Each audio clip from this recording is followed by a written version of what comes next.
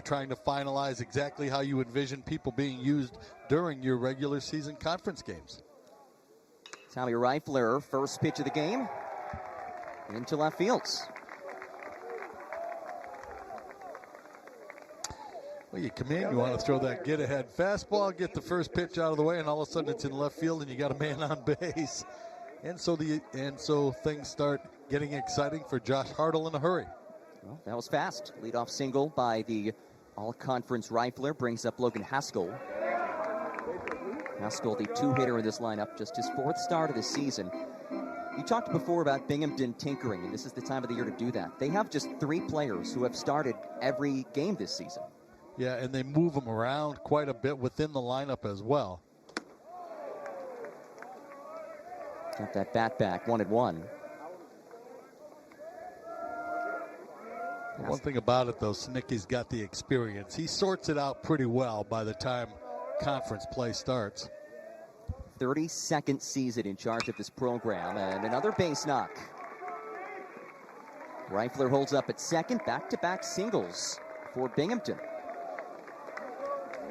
Well, and one of the things that Binghamton's doing is it looks like they're being aggressive in the count, so they're not giving Josh Hartle a chance to get to his different pitches, as they have made it happen very quickly.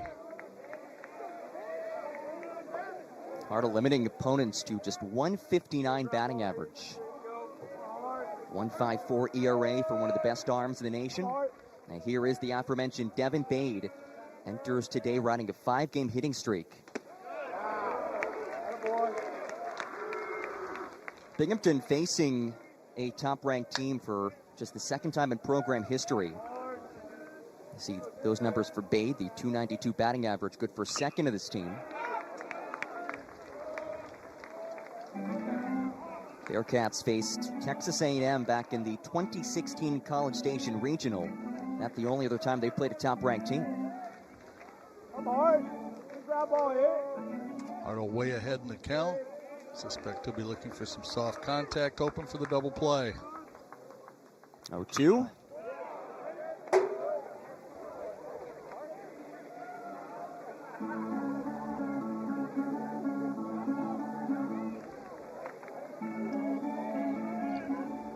Hartle, the 2-time All-American. Head 0-2 after giving up back-to-back singles.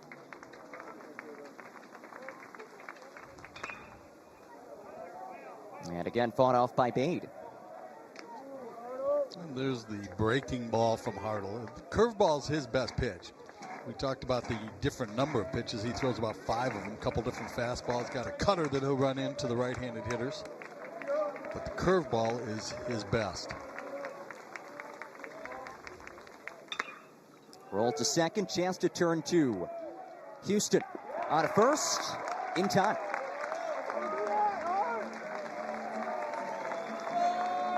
Kind of a weird inning. 8 pitches, 2 outs. But after a big time, I'm in trouble here after 4 pitches. Now all of a sudden things are looking a lot better. You got a chance to have a very reasonable inning, just with a little bit more suspense than you wanted. So still a runner on third for Evan Sullivan, the cleanup hitter in this lineup.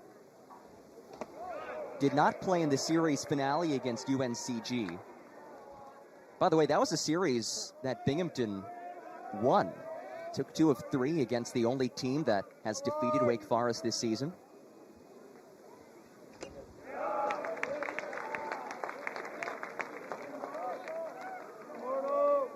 Sullivan 3 RBI in the year.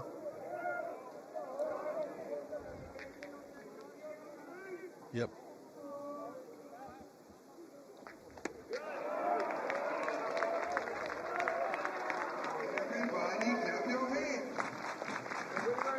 Hartle gave up back-to-back singles to start the inning. Looking to get out of it here. The 1-2 from the lefty. Got him. Just another routine inning. Josh Hartle works his way out of some early trouble. And we get to the bottom of the first. Gets the ball around home plate that much, and that is very impressive. He's a senior. He's been around. He knows the ropes, knows what he has to do to compete. Not going to overwhelm you with his stuff. He's 88, 90 miles per hour with a fastball. Got a cutter and a slurve, and throws a changeup as well. You'll see a lot of breaking stuff, a lot of the off-speed. stuff from Driscoll. And he will face a Wake Forest lineup that has shown some solid stuff, but not yet that explosiveness that we've expected from them this season. Well, and still, again, we talked about adjustments. Tom Walter trying to figure out how he's going to use his DH position, how he's going to sort his catchers out, exactly how everything is going to shake out. This is the time to do it, and these are the kind of games where people have the opportunity to win jobs. You see Tate Ballestero as well, that 7-game hit streak. He has certainly been a bright spot. Another bright spot for this lineup has been the top two in this lineup, starting with Merrick Houston, the .323 hitter, to lead things off for the Demon Deacons.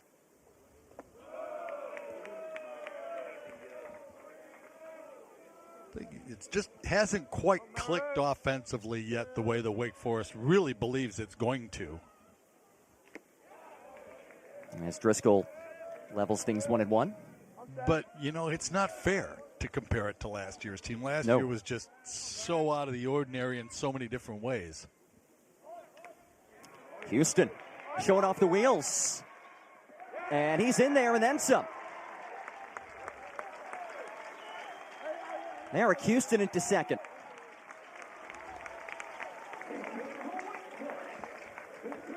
Great idea.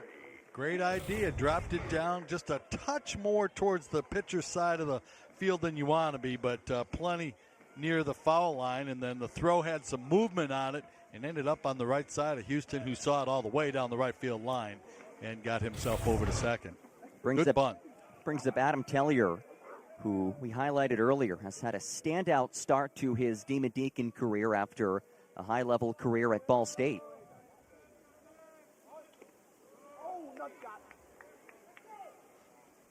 That ball ended up hitting Brandon Hansen, the home plate umpire, I think in the arm maybe. Jeff Strom is going to come out very quickly from the Wake dugout to see exactly what happened. I thought it was lower.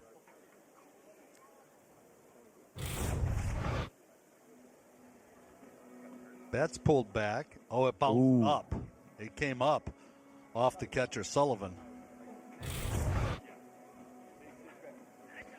Well, you got to be a couple cards short of a full deck to be behind the plate, either in the catcher or umpire spot. Yes. Ask me, but that's just me. You know, those balls come in there hard, they come in there fast, and they go all kinds of different directions. Absolutely. We saw that ricochet off the glove of Sullivan.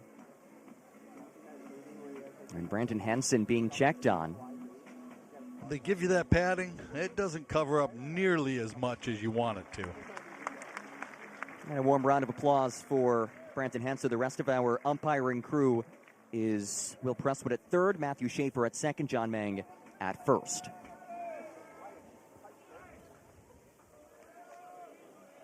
A little pat on the back as everybody climbs back into their positions. So here is Adam Tellier. Baseball people would say he said mix in a catch next time. It's his last line of defense right there. Yeah.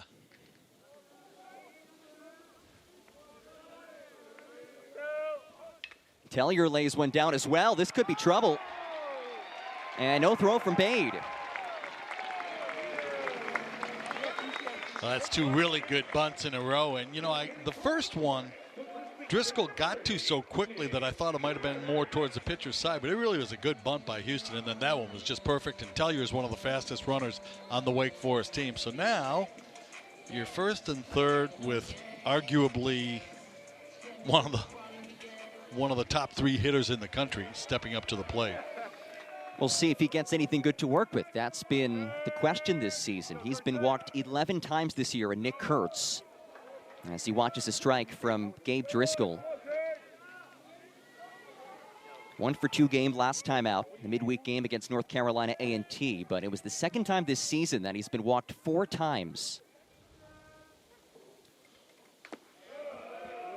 And the big thing that Kurtz has to fight against is not trying to help the pitcher out just because his job is to drive in runs, but you can't go chasing outside the strike zone in order to try to do it.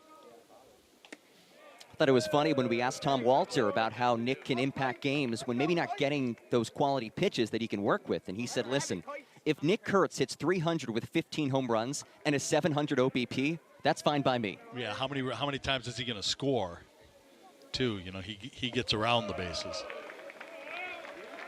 For somebody his size, people don't, and I talk to the scouts a lot, they don't quite always get how athletic he is. But he batted leadoff his freshman year when Wake Forest needed a leadoff hitter, so he can run a little bit. 3-1. And Nick Kurtz draws his ACC leading 12th walk of the season. Well, get used to it. But now all of a sudden you got the bases loaded. Sinicki's going to come out and have a conversation on the mound as Seaver King comes up. And Seaver King, in the early going, kind of holds the key to the. Did that back at Wingate at the D2 level. Well, he's still got time to do it, too. Long season ahead for Seaver King, one of the most notable moves in the offseason, moving up from the D2 to the D1 level.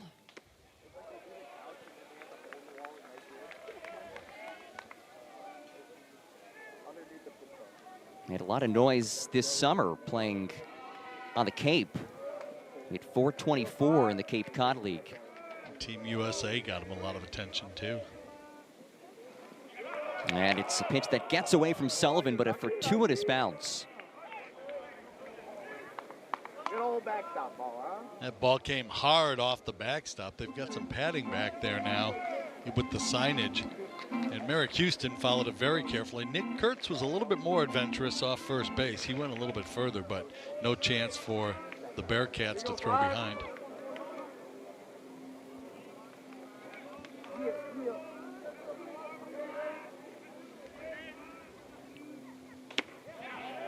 And King falls behind 1-2.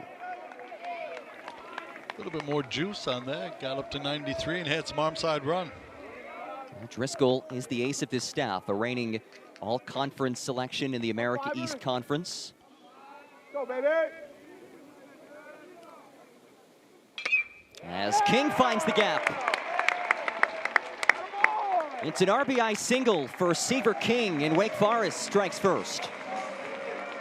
Oh, that's just outstanding plate discipline and understanding how to play the game.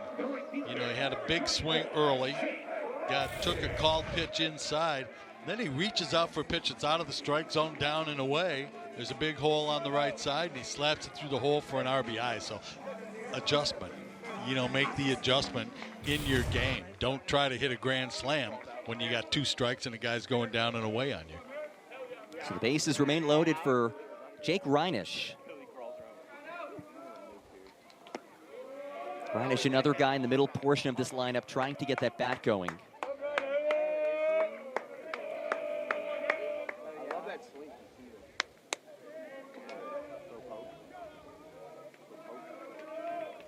Nightmare, nightmare! Oh! Reinisch batting .207 in the season.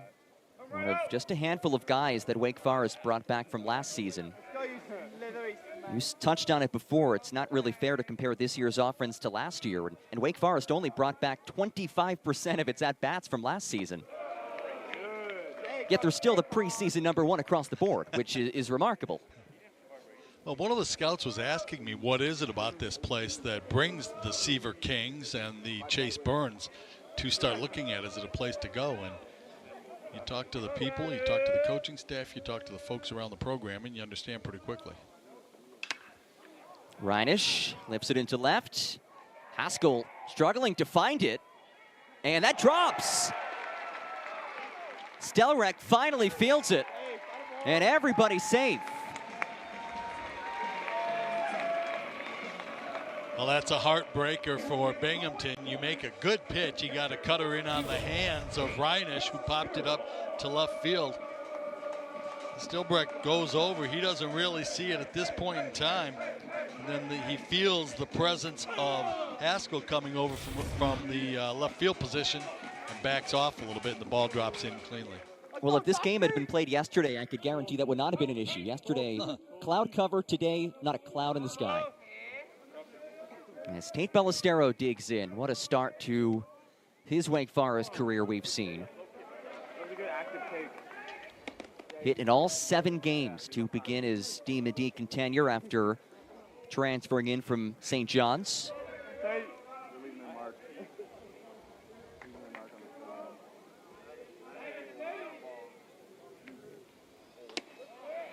Okay. Come, kid, choke, poke. Choke, poke. Yeah, the bad news is that you're struggling a little bit, and Wake Forest works the count, and you see a play like that that should be an out, and then maybe you roll a double play and you're out of the inning. Instead, bases loaded, you got 20-some pitches already, 21 pitches now is your pitch count, and you're in big trouble in the early going. This will be pitch number 22 for Gabe Driscoll.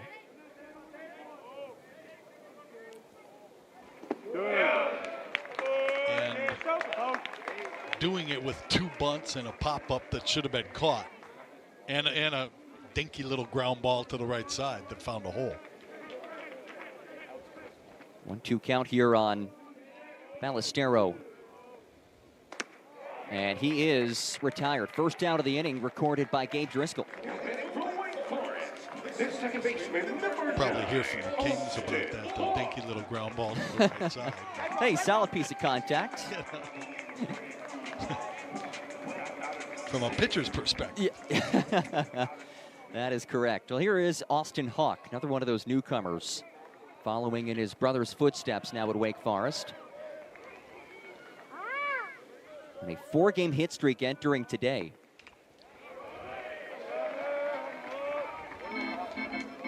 Tom Walter said that he was strong at the plate in the fall, but struggled a little bit in the preseason. But he's been very impressive to start the regular season, Larry. Yeah, he has really swung the bat well, been very solid at second base, so they're comfortable up the middle with Houston and Hawk, and the offense.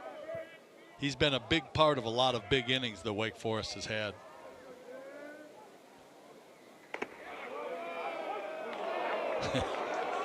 That gets quite the reaction. From everybody. The paying umpires are having their say, as well as Hawk.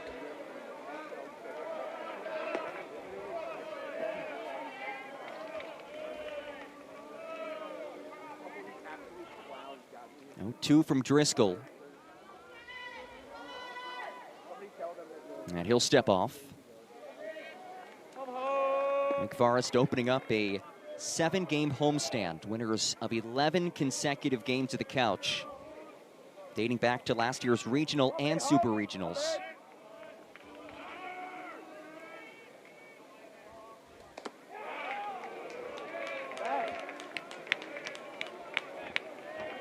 That looked closer than the breaking ball before it. Well, the Demon Deacon fans will take that.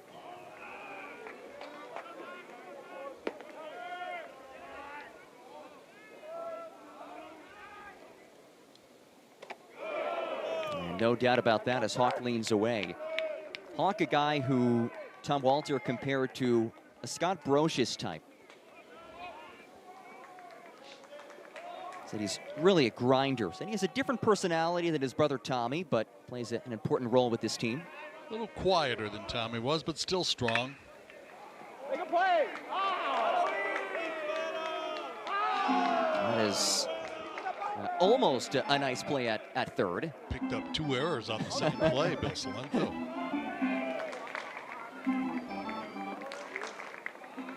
He was a hitter, obviously.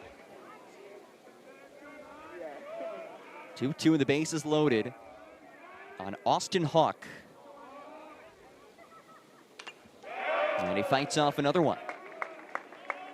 Yeah, we got a little bit better feel for that fastball. I think he'd see something with some spin on it here. Binghamton straight away on Hawk.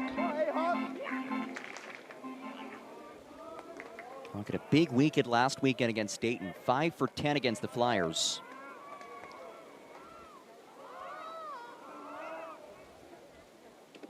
And it splits the wickets of Sullivan. And Kurtz will trot on home. 3-0 Wake Forest.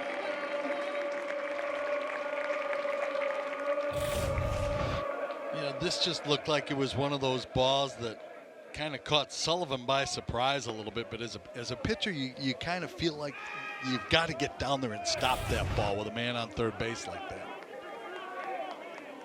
Count now runs full on Austin Hawk.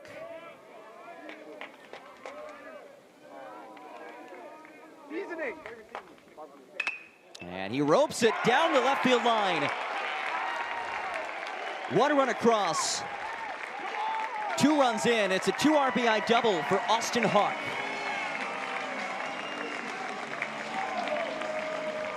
Well, and he gets the wave that his brother started last year out at second base. And great at bat. I mean, he fought off a couple of good pitches, kept himself alive until he got a breaking ball that hung up in the zone, and he was able to get on top of it, drive it down the left field line for a double.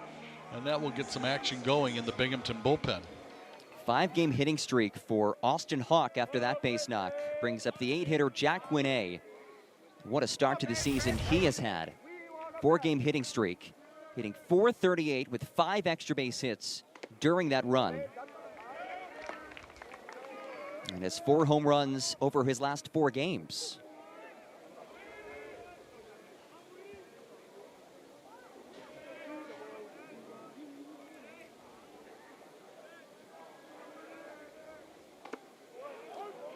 So these two teams yesterday, about an hour or so before first pitch, told this game will be postponed. How does that impact a starting pitcher like a Gabe Driscoll, if at all? Well, you hate it, first of all, just because you've kind of trained yourself to get ready for that 2.5-hour period yesterday, and now you've got to put it off. So you go back and it affects your rest because you're used to pitching on a certain amount of days rest, Friday to Friday. You get an extra day that way. The mindset, you got to kind of put your mind in reverse for a few hours and calm yourself down because the adrenaline just keeps picking up the closer you get to game time. This is pitch 35 of this first inning for Driscoll.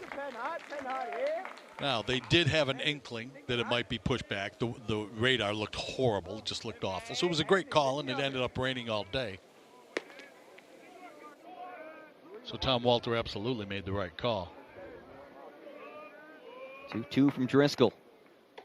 And there is the second out of the inning. Second K for the righty Driscoll. Now up to 13 strikeouts, just 1 walk in the season.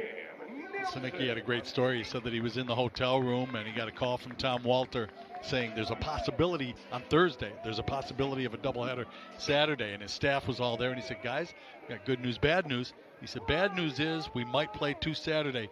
Good news is we get to face Hartle and Burns back-to-back on Saturday. Staff didn't laugh. Well, it is tough to find a better 1-2 punch in America on a doubleheader like today than those two. And the diversity between the two and the way that they go about it. Hartle is in the 99th percentile for low release points in Major League Baseball, and Chase Burns is in the 99th percentile for the velocity he can throw compared to Major League pitchers. So from the other side. It's Cam Nelson to the plate. And remember, Binghamton was only supposed to play game 1. Was only supposed to face Josh Hartle.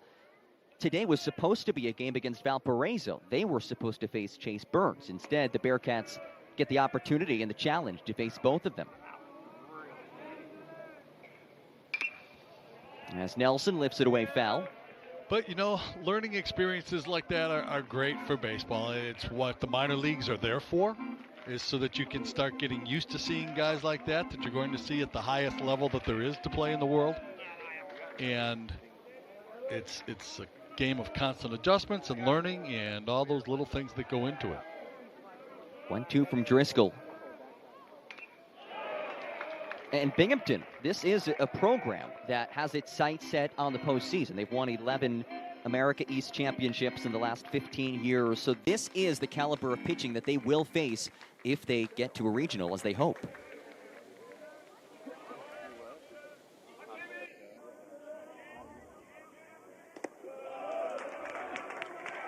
Two and two now, 2 gone. Hawk on second.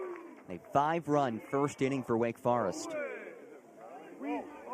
Nelson, just his second start of the season.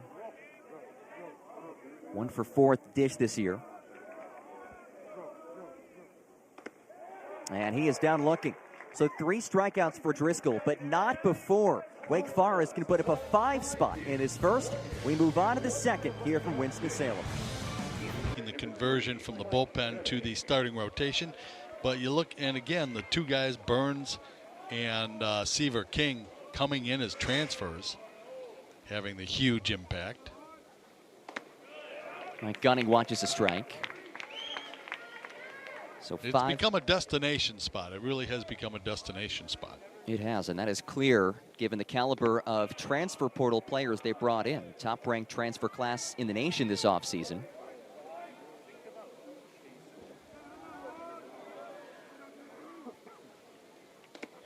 And Gunning down to his final strike. Gunning, the America East Conference Player of the Week.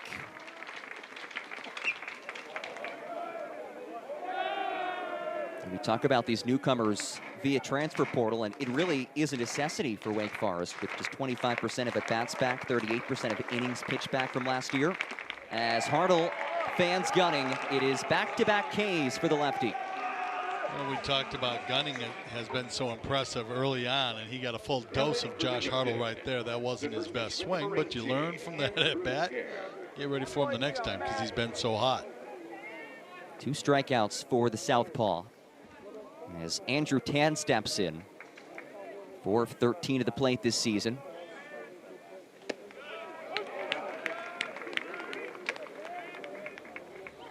New Jersey native.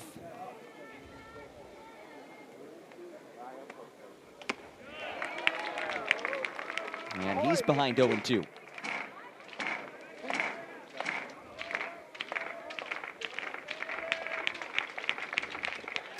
Another K for John. Nope, got a piece of it. Little teeny tiny piece.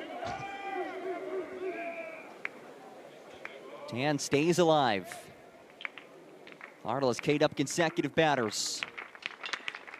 On the ground, Hawk, little bobble, and still is able to make the play. Double clutched it and was still running, and has a little laugh about the fact that he couldn't get it out of his glove. But still had enough arm, and that's an encouraging sign as he went a long way to get that ball. Backhands it, steps on the base just for the heck of it. A little practice. Yeah, a little maybe, practice. Get ready for the next time around. Sam Haney takes the strike. That's like in spring training. You saw a highlight recently go viral. Some team hit a ground ball, bases were empty. They still mocked the turn 2, 5-4-3 double play, just to get that extra rep in. Well, you know, that's what spring training's for, is practice. Haney, the 273 hitter.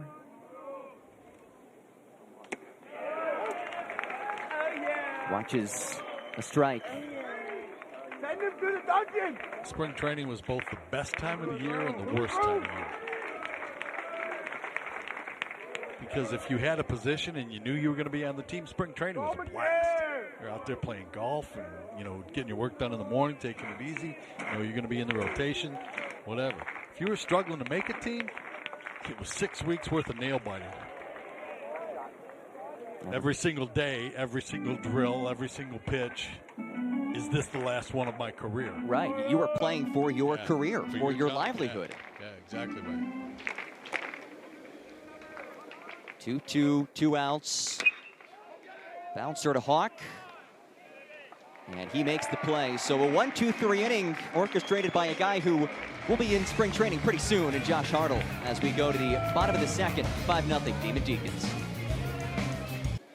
Bottom 2, top of the order due up for Wake Forest. Merrick Houston watches a strike, and you go back to the first. 3 strikeouts for Driscoll, and if you were to tell Binghamton he did 3 Ks in the first, they'd probably be pretty thrilled coming into this game. Call home after the game, say, Mom, I got good news, bad news. I struck out the side in my first inning against the #1 team in the country, but I gave up 5 while I did it. And it's not all his fault. It was a tough inning for a pitcher.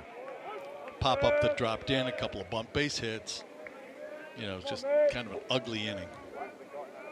Well, Merrick Houston, one of those players who laid down a bunt, made his way over to second on the errant throw by Gabe Driscoll.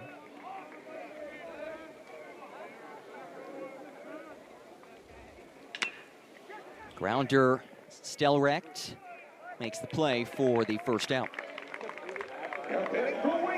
There's an old baseball joke.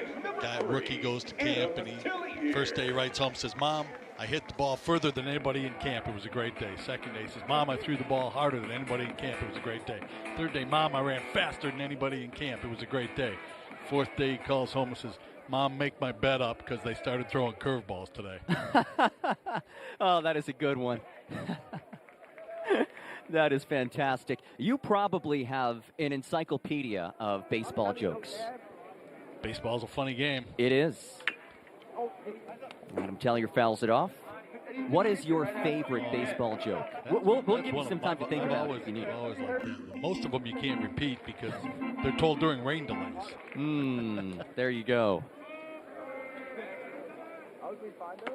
Tellier 1 for 1 with that bunt single. Usually it's just the great line somebody has in a certain situation. Couple of hops. Stelrecht just in time for the second out. So a couple of quick outs to start off this second. Nick Kurtz, one of the leaders of this team. We talked about his abilities on the field, but you see just the plethora of accolades, and he has a very real chance to be one of the few first basemen to go first in the draft ever.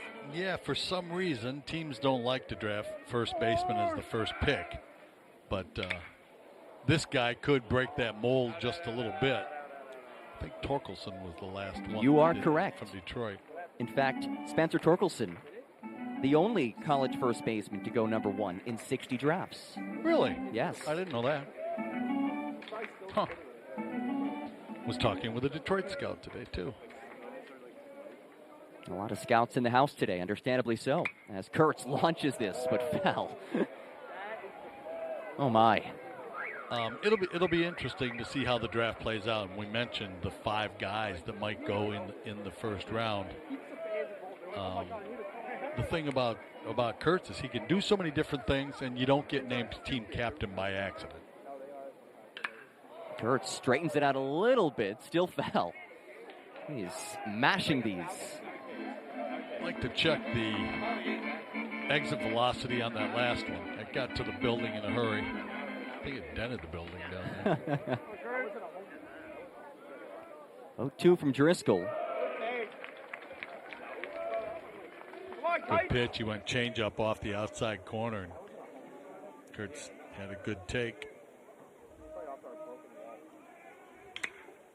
Kurtz flares it. Bait under it. And that wraps it up. So we head to the top of the third. A 1-2-3 inning orchestrated by this Binghamton defense. Top 3 after this on ACC Network Extra. Although, like you said, having to face those 2 pitchers in one day is a difference maker. Well, Binghamton opening its season with 14 consecutive road games as Mike Stelrecht steps in. Stelrecht, the 8-hitter, 8.91 due up. Now, the 14 straight road games to open the season pales in comparison to the 80 consecutive road games that Binghamton had to play a couple of years ago when their new stadium was being renovated, as that comes off the glove of Hawk and leadoff base runner courtesy of Mike Stelrecht. That was going to be a very tough play over at first base, even if he did come up with it.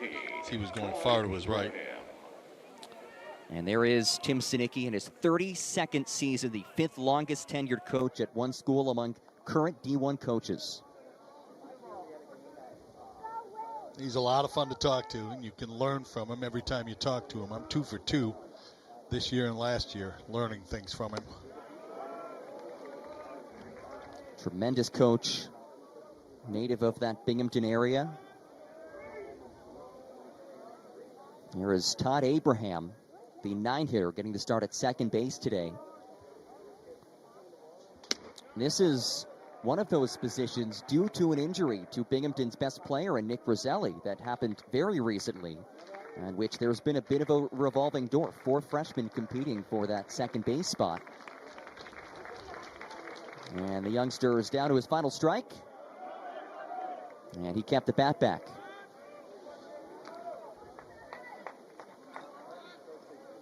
Opportunities abound. Just his second start. And that's something that Tim Sinicki loves. He loves to give guys chances early on in season. And again, bounced away foul. Yeah, but then you look at who you're going to face for the day and say, don't do me any more favors, coach.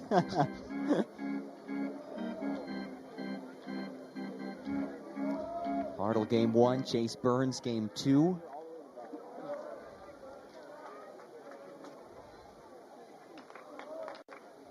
Abraham, the freshman from Utica, New York, coming off of his first career multi-hit game, was 2 for 3 against UNCG.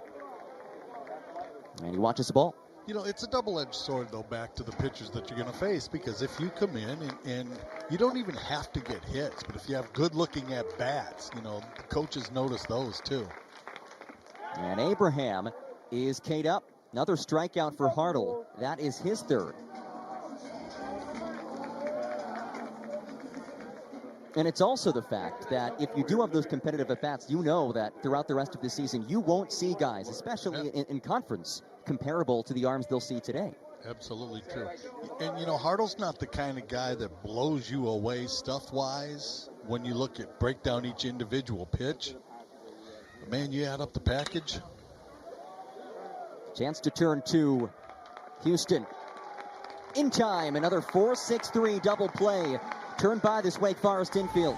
We move on to the bottom of the third here in Winston-Salem. This week, after that UNCG loss, as a team, they had a come-to-Jesus meeting. He said, hey, guys, we have to worry about making our way to Charlotte before making our way to Omaha.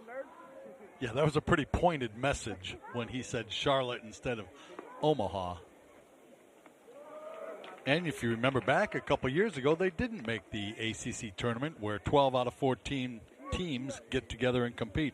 So it has been a pretty quick turnaround in the last few years. But he understands that he needed to make a change to his program, and he made it. And it has taken it to levels just beyond expectation for a lot of people. King is now 2 for 2. The flips, 2 ground balls, 2 base hits. The flip side to that is that you have those expectations. So now, all of a sudden, you lose to UNC Greensboro, and the sky's falling. You know, and social media, for good or for bad, whatever. You know, the place blew up.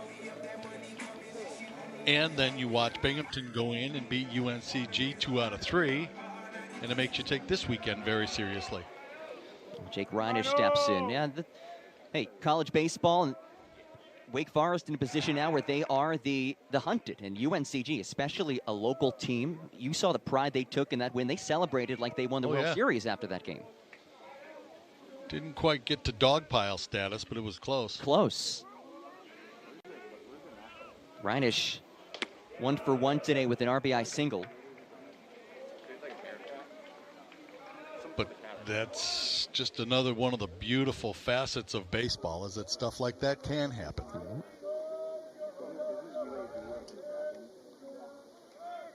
King takes off, and Sullivan's throw is offline. It's a swipe. Oh! They'll say King was off the bag, and he was tagged. I think they're thinking he may have slid by it, and Seaver King immediately goes to the headset and wants to have a replay of it. And now Tom Walter comes out of the dugout, and he's trying to determine exactly what they made the call out on. Was it on the initial tag, or was it on the tag afterwards, saying that he came off the base? So first Tom Walter goes out and clarifies exactly why they called him out.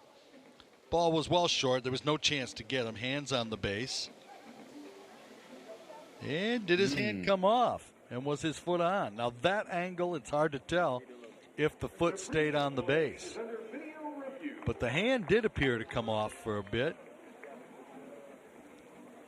It looks like they might be right on this one from the 2 looks that we got there. It was kind of a tough look. This might be the best.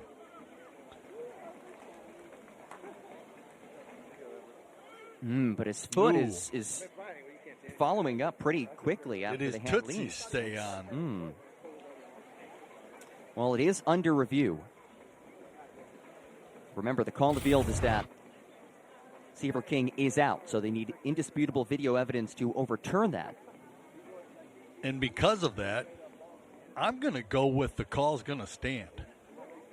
Because you just didn't see anything that would instantaneously say, no, he was there the whole time. Let's take a look at it.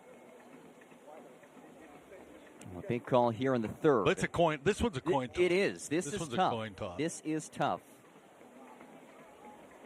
And the umpire's taking a prolonged look at this one. Here's another look. So the hand came into the base, then it came off for a little bit. The question to me is, was his foot on the base continuously while the play was occurring? And the umpire's in great position. The umpire had a terrific look at it. He's lined up perfectly.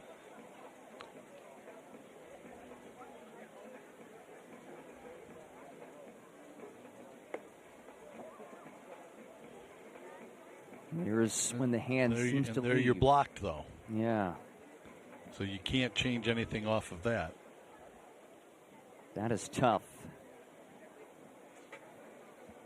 You need like a drone cam to get a shot of that. Or base cam. Some really good replays here from our tremendous production crew. This is tough.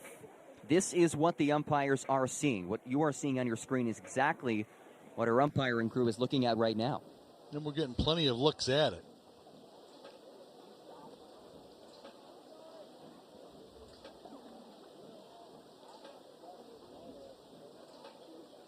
That is tough.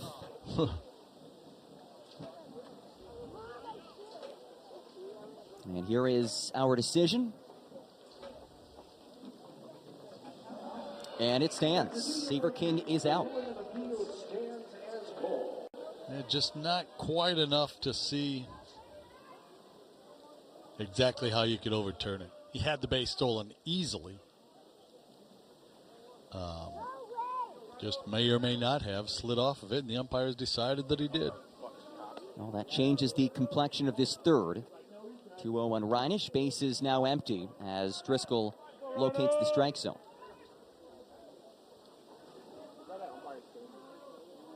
Have to talk to our producer, Everett Hutto. Do I get a win for that, for the call for the year? We'll get some feedback on that after the game. You're 1 for 1 today. And Driscoll misses outside, ball 4 as Reinisch trots down to first.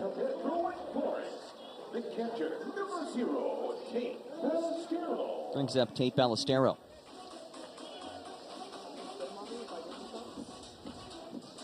So 2 walks delivered by Driscoll today, a guy who entered today with just 1 walk on the season. When you look at his stat sheet, that 11-1, as you mentioned earlier, was the numbers that jumped out at you. Driscoll, a guy who wasn't used early in his career. And this coaching staff sat down with him after his fall of 2021, had a great conversation just saying, hey, we need you to be more athletic on the mound. He was a little bit stiff. They like their pitchers to be more athletic. And he really took to that, has worked hard and has made himself into an all-conference arm.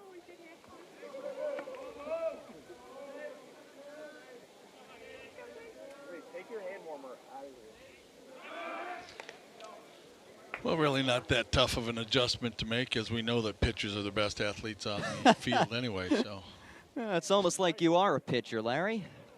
No bias there. As Ballestero elevates this into foul play. And it's a couple rows deep. Oh, and caught off a bounce. Great catch.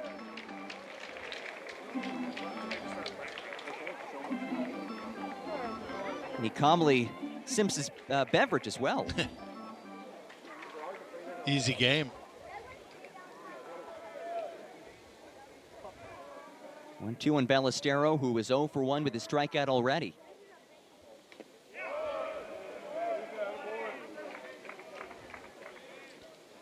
Sullivan tried to sneak one back over. Good effort.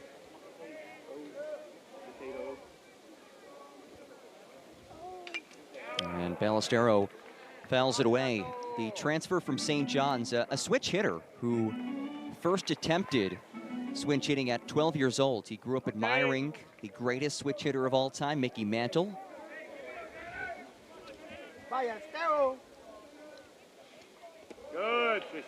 And he's worked the count full. Had a pretty good switch hitter in here at Wake Forest the other night for their first pitch dinner. Chipper Jones was here. Yes. Would you say the second best switch hitter of all time? I don't know. You know, Eddie Murray was a pretty good switch hitter. Well, Ballestero put some power into this, and it is on the turf. 2 bases for Tate Ballestero. And for the second time this game, some communication problems in the outfield for Binghamton. Both players, Reifler and Gunning, thought that they had a shot at it, and they just didn't get a chance to collaborate on it and make the decision on who was going to try to make the final catch, and then it bounces away, but an easy double. And those are 2 of the 3 guys who have started every game. Team, as we mentioned before, that's been mixing and matching a lot defensively. Here's a mound visit after that average. And there were 2 of those. There was the drop in left field as well. So Driscoll's day in the books. Here is Austin Hawk, who was 1 for 1 with a 2 RBI double.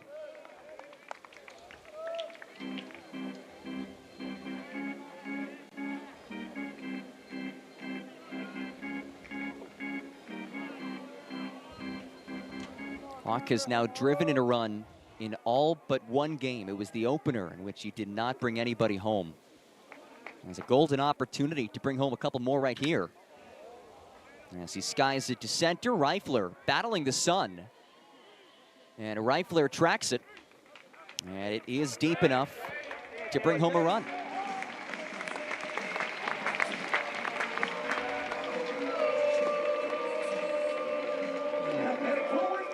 Easy RBI on the medium depth fly ball. Easy chance to score. Little dance by Ballestero at second base on whether or not to tag up, and eventually he did tag and bluffed and drew the throw to third.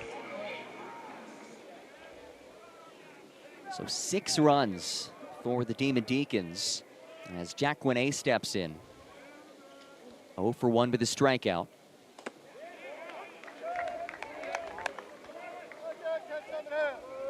What a start he's gotten off to this year.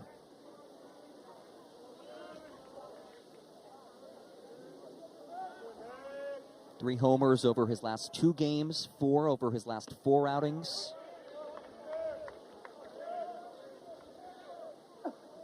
Standing around the batting cage last year before a game and asked hitting coach Bill Salento, you know, who these young guys that have come are going to be the guys we're talking about as hitters. And he said, well, you might start with this guy, Jack Guinet, who came into the College World Series in a big pressure game and had some great at-bats. And he is retired by McElhinney. As we move on to the 4th, Deeks put up another run, 6-0. Home team in front. But the veteran, who did not panic, made good quality pitches, got the double play to set himself up to get out of the inning. And no emotion from him at any point in time. He just went about his business and did what had to be done, and it's been easy going since. Logan Haskell had 1 of those 2 hits.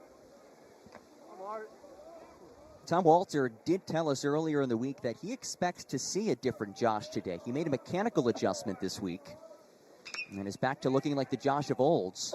As Reinich has a beat on it, there's 1 away. It all had to do with balance, and I think the way Tom phrased it was he was a little bit more toey than getting into his glutes or something of that nature. And you talk to the pitching coaches, and they take everything to such an intense, deep level with the delivery here at Wake Forest because they have all the equipment necessary to do so. A lot of it came down to, and as we talked about it afterwards, is let the pitcher do what the pitcher wants to do body-wise instinctively.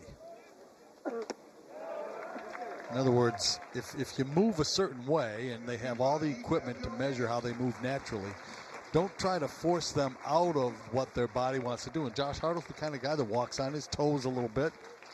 So it's all about balance. And he's also the type of guy that strikes out his fair share of batters. Another K for the lefty. Well, that is interesting as Evan Sullivan steps in 0 for 1 with a strikeout, because you have all the technology in the world, but you have to, I guess, find that balance between what works best for somebody given their natural build and abilities versus the metrics. And having all the equipment is a marvelous thing, and it's one of my favorite all-time Tom Walter quotes. He said, it's all great, but if you don't have the scientists and the personnel, it's just surveillance. Fantastic quote. Yeah, it really is. And it's true. You know, if you don't have the people that can correctly interpret the data and then somebody that can get them to understand and apply it, it's just a lot of numbers. Well, Dr. Kristen Nicholson leads the pitching lab. Marvelous. So many people involved in that operation, and it is the premier pitching lab in America. And then Corey Muscara makes it applicable for the pitcher to take out onto the mound. 1-2. All 9 of the Demon Deacons thought that was a strike. But it goes beyond that, too. It's Mark Seaver in the weight room getting the pitchers to work on specific things. It's Jeff Strom working with them to keep themselves healthy and doing the right things, down to the nutrition team that makes them eat and sleep right. And they take it so seriously these days. It's unbelievable. You see guys walking around with their gallon water jugs because they have to have a certain amount of water in a certain amount of time and everything else. Full count delivery from Hartle is laced into left, and the inning continues. Base knock for Evan Sullivan.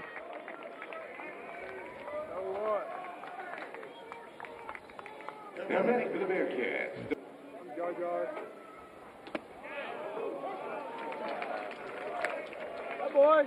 93 at the bottom part of the strike zone.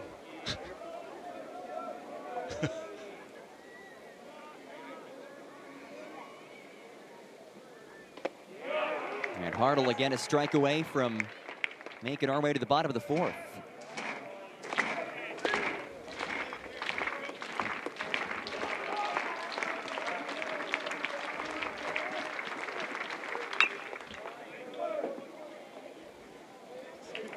A little bit different look, gets in on the hands. You know, again, Josh Hartle, you really need to study him for a long time to realize how effective he is. And when you look at his overall career numbers, it's unbelievable. Better than Rhett Lauder's were, probably. 0-2 as Gunning powers it to right field. Reinisch backtracking, and Gunning stays red hot at the dish. A 2-run blast, and Binghamton is on the board. Stayed with a fastball very nicely and didn't try to pull it, took it the opposite way. Wind blowing slightly out that way. The ball's carrying much better today than it was yesterday in batting practice, and he got the ball out of the ballpark.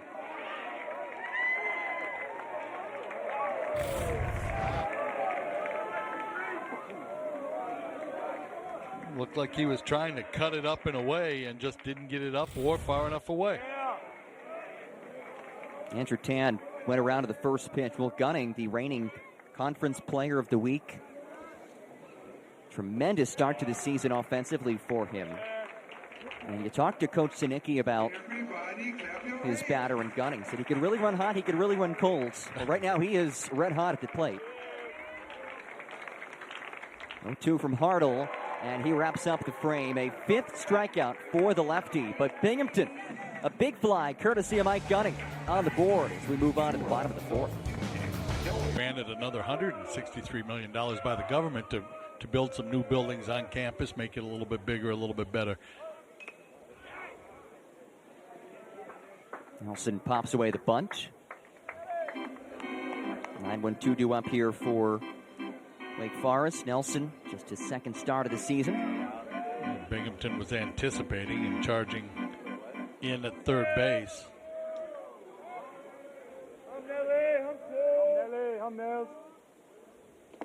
Now they've got just about everything in that new facility that they have up there, and they talk about it very fondly when you ask them. Tim Sinicki said it's allowed them to get guys on campus who they previously weren't getting. What's interesting, too, is they only award 7 scholarships over the course of the 4 years. Baseball allows you 11.7, but it's an administrative policy that they only do 7 in baseball. Well, that just goes to show the coaching and recruiting abilities of this staff, given that those limitations and the success that they've had year in, year out of the conference. Hey, if you're someplace for 32 years, you're doing something right. Yes, that is for sure.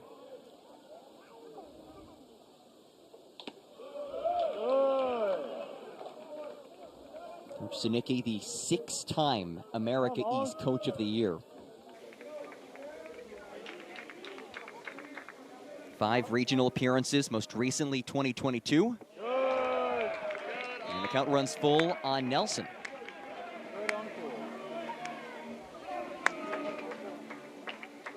Top of the order on deck in Eric Houston. And a big strikeout for McElhiney. That is his second K in short order. Top of the order for Wake Forest, the shortstop, number 7, Merrick. May have been a touch high, but tough to lay off of.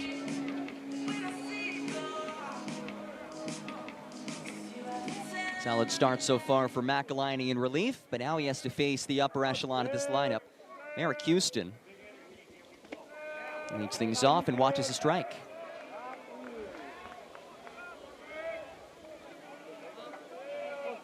Houston 1 for 2 today at that bunt single.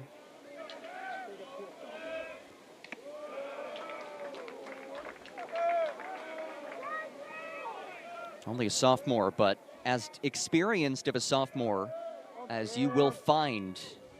A guy who set the Wake Forest freshman games played record with 56 last year. Came in as the starting shortstop, and despite multiple talented transfers entering the program this offseason, he has maintained the reins on that position. As he strokes it into center, multi-hit game for Houston. Ball solidly hit by Merrick Houston. Talked with him a little bit before the game yesterday, or before we got rained out yesterday, and then a little today. He mostly wanted to talk about his little brother playing down in Venice, Florida in high school, switch hitter that's a middle infielder also. Graham. Shout out to Graham Houston. Big brother, little brother. Absolutely. Have to love that relationship. There's Adam Tellier. One of those newcomers who came in having played shortstop at his previous school at Ball State. Tom Walter said he had a conversation with Adam and with Seaver King, both former shortstops, and said, listen, Merrick is a very talented guy. You can come in and try to beat him out, but we didn't expect that to happen. And he said that Adam has taken very well to third base, still getting used to the position, but has been solid at the hot corner. Still a little bit stand-up-ish at times, which is more natural to the shortstop spot. Houston takes off. Sullivan's throw. Oh, almost another overslide, and Houston able to get back to the bag in time. But he did get back. He did come off, it looked like, from this vantage point, but then got the hand back. Now the sun is out, so the field has dried up, and here's Houston with the hard, heavy slide. He was pretty close reaching back, but the ball popped out. It is a fast track on the infield today for these base runners. Well, you wonder if, because it rained, is the field still wet? And I turned investigative reporter before the game because I saw Tom Walter talking with Mickey Bassett, the fine operations director for Wake Forest, over at the third base area. And I saw him reaching down, looking at it, feeling the infield turf and then the green infield turf. And wondered what they were talking about, so made a point to talk to Mickey, and he said that they were just trying to decide what kind of baseballs to use for batting practice, if they wet or not. And then the sun in the field was almost dry, not as dry on the olive pit brown part of the infield as it is on the rubber turf part of the infield. But they went with the older baseballs so that they wouldn't get wet. Interesting. Makes sense. Yeah. I get it. Deep stuff. Yes. But the sun comes out, and within, a half hour, 45 minutes, the rest of the field dries out completely. It was a bit cloudy earlier today, but the sun has really shined through those clouds. Not a cloud in the sky now. And Another strikeout for the righty McElhinney in relief. That is his third in 5 batters faced. Yeah, and maybe the most awkward swing of the year for Tellier. That pitch fooled him a little bit, and you could see that he wasn't happy with it by his reaction. He has not had very many bad swings in the early going. He's been outstanding. So 2 down for Nick Kurtz. 0 for 1 today. Walk gonna pop out to third.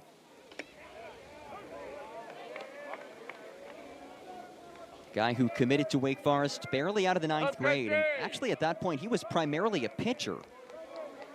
And now one of the best first basemen that we've seen in recent college baseball history.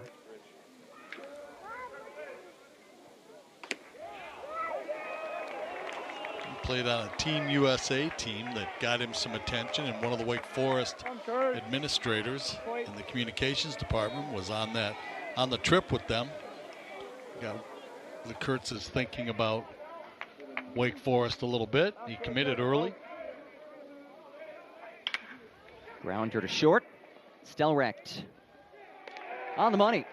And that wraps up the 4th. On to the 5th we go. Binghamton back. He's got such a good feel and reads hitters so well. He does a terrific job of knowing what he wants to throw. And Corey Muscara, of course, is giving him pitch out suggestions from the dugout. But Hartle, one of the guys that has the capabilities to shake off if he wants to. But he does a really good job of picking up how hitters react to his stuff, which is a little bit of a gift. And you find that in a lot of the major league guys that pitch for a long time with a number of different pitches. They really have an understanding of how their own personal abilities are reacted to by a hitter, a certain specific hitter. Well, the hitter he'll face here is Andrew Tan, the 6th hitter in this lineup, 6'7" duo. Hartle came into Wake Forest highly touted. He was considered one of the top lefty arms out of high school in the 2021 draft.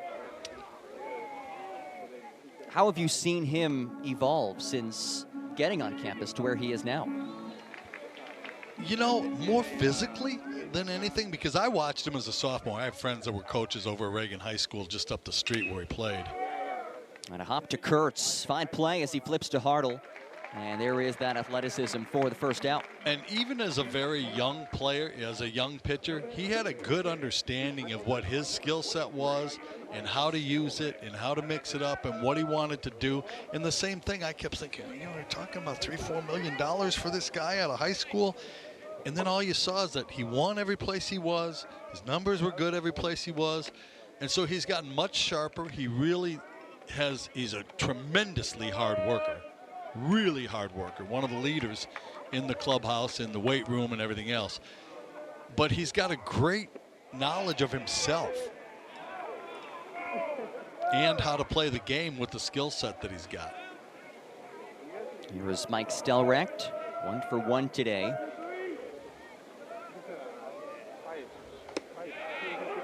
And he watches a strike. And he's just gotten bigger and stronger. You know, they do a great job with the weight room. And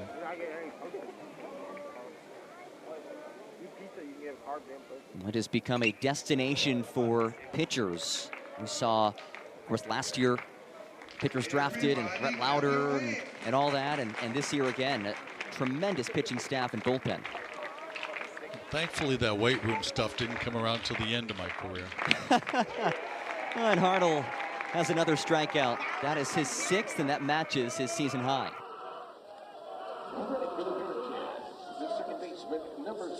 Well, again, you know, part of the problem with the attention that Wake Forest has gotten is that everybody's looking at it and expecting you to be All-American your first pitch of the year. You know, it still takes a while to work into that rhythm and into all the things that you're going to do. And yes, you have some inner squads before you start, but it's different. Don Abraham now at the plate. And you referenced the weight room came in later in your career. Things have obviously changed a lot since then. How do you think that everything that we have now in baseball would have impacted your career? Well, I think, for one, the information that we've got from some of the different devices that are out there that talk about arm slot and things like that. I threw 280 innings my first full season in the major leagues. And we'll come back to it. Well, Abraham is keyed up. It is the second strikeout of the game. Now 7 for Hartle. Have been, again, the benefactors of a couple of these defensive miscues as Seaver King leads off. First pitch into right, and Gunning tracks it down. So one away here in the bottom of the 5th. But last inning, Larry, we were talking about the impact that everything that is now surrounding pitching, the numbers, the workouts, all of that, how that would have impacted your career. Well, you can break it down so many ways, and like I started to say, I threw 281 innings as a 22-year-old in the major leagues, and so my arm slot changed. You know, it wasn't used to that much work. We actually changed my delivery, but now you've got technology like Pitch Logic that gives you arm slot, like TrackMan that gives you release height, which is a big number, one of Corey Muscara's favorite numbers. And especially because of Josh Hartle and Sean Sullivan last year. And so you can be so much more precise. And it's hilarious for me, and transparency, I work with Pitch Logic, but it's hilarious to me to talk to guys of my generation that I played with that are so averse to paying any attention to it and getting into the specifics of it. Because had they had the opportunity back then, they'd have probably jumped all over it once they started to realize what it was about. Now we're all just get off my lawn, guys. Oh, these young whippersnappers and their technology and all that. 3-0 count here on Reinisch, and he draws a 4-pitch walk from Dan McElhinney. And you can take the information to the extremes as well and let it interfere with the way that your body wants you to pitch too sometimes. But it's certainly changed the game. It's an interesting facet of the game. Hitters have the same kinds of things, probably not to the depth that pitchers do. Ballesteros steps in 1 for 2, and you just saw McElhinney. He's been really outside of that walk, has been dealing 2 innings, 3 strikeouts, a walk, a hit, no runs. But you know, the other thing is it's a game of statistics anyway.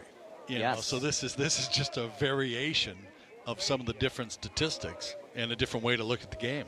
No doubt about it.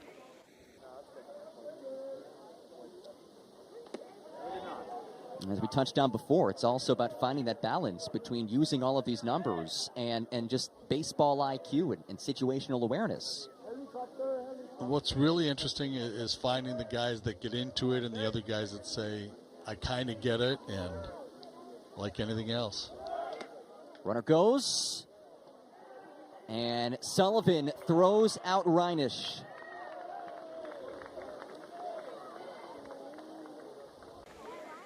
Strong stuff from Evan Sullivan. He's gunned down 2 base runners, and he is the backup catcher. Starting catcher is injured for Binghamton.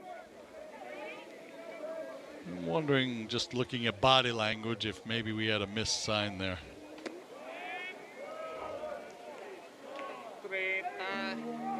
Find out tomorrow. Yeah, either way, 2 outs now in the bottom of the 5th. Hitters count at Ballestero.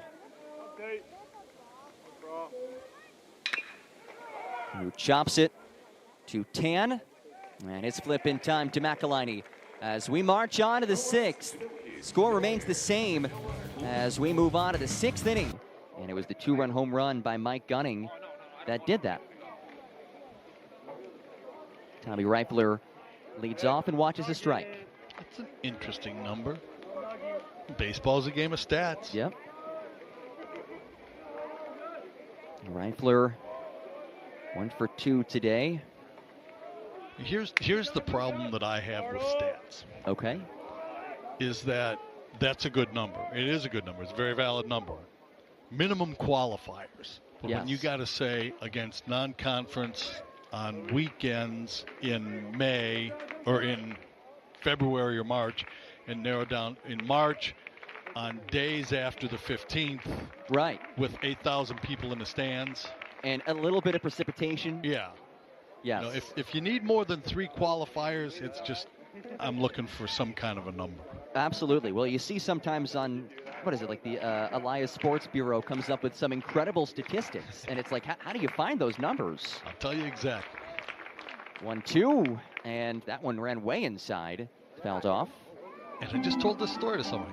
A few years ago, I was working with Mike Leonard from the Today Show, who did a piece for the NFL Today with Bob Costas.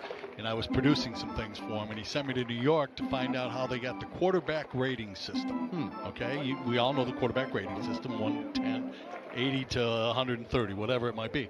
So I went in and interviewed Seymour Seawoff from the Elias Sports Bureau in New York, as we got a discussion on what exactly that pitch was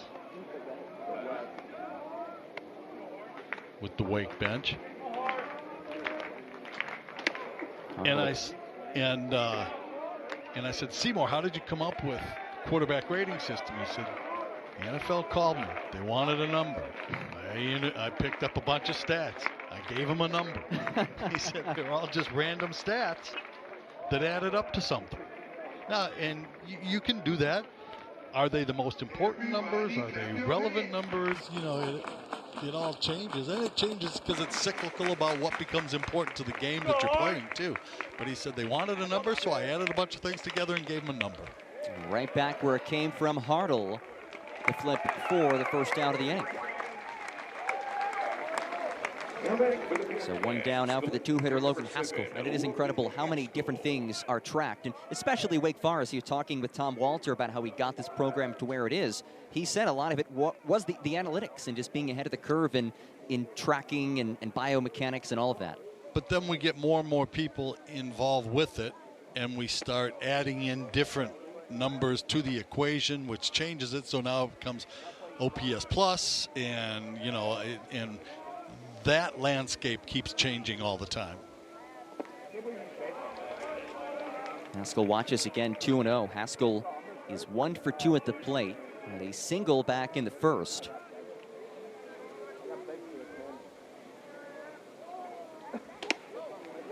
What gets me in the numbers I also object to are when they project things, yes, against replacement.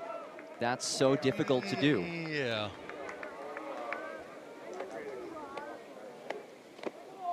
And a rare 4-pitch walk issued by Josh Hartle. Who isn't happy about it? Takes a little stroll back behind the mound to regroup. Corey Muscara is going to come out to have a conversation. First walk of the game issued as Muscara was walking out there.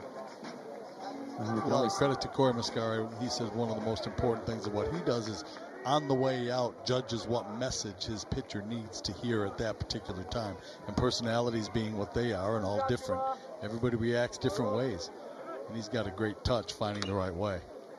He bounces the first pitch, and that's such an important part of coaching, is knowing how to manage your individual players' personalities. Because once you get between those lines, all that stuff we just talked about with numbers doesn't matter. Then it becomes, how are you competing right now? One on Bade, sharply grounded to Tellier at third, and it gets away from Hawk. Haskell speeds into third, and it's runners on first and third for Binghamton.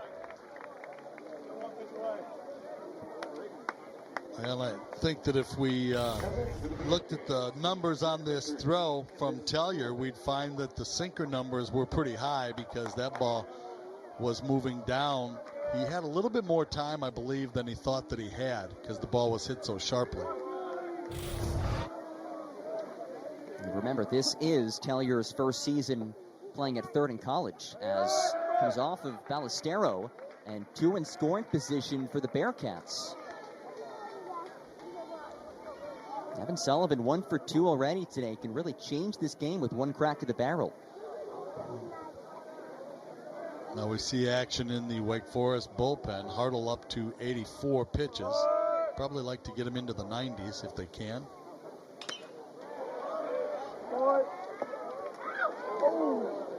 And again, the way the game changes, that's a double play ball. It's a one hopper to third base.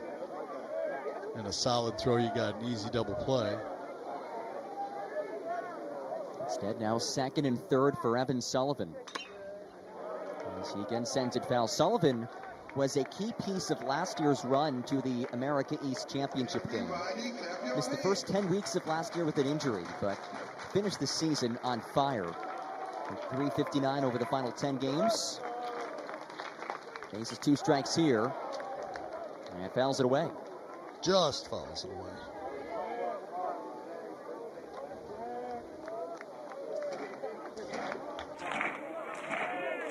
Last season, the 3rd time in the last 4 years that Binghamton has reached the America East Championship. Proud program from upstate New York. And Sullivan grounds one to Houston. Run will score, and there is Nick Kirk showing off that 6'7" frame of his for the first out. So run comes across for area where it tucks into a little doorway down there, a little left of that. Right center field gap. Gunning now with a hit in 6 of his 7 games this season. Second year at Binghamton after starting his career at JUCO powerhouse Herkimer.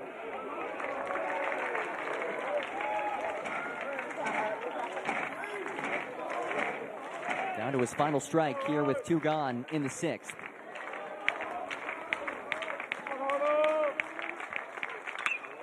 Gunning hits it deep to center field. King at the wall, leaps and is out of here.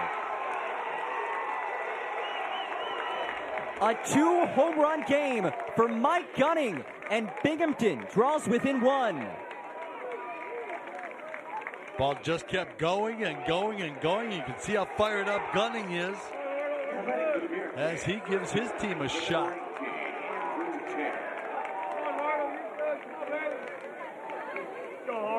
Looked like Seaver King was getting a bead on it, and the ball just kept drifting. We talked earlier about how the ball was carrying much better today than it did yesterday.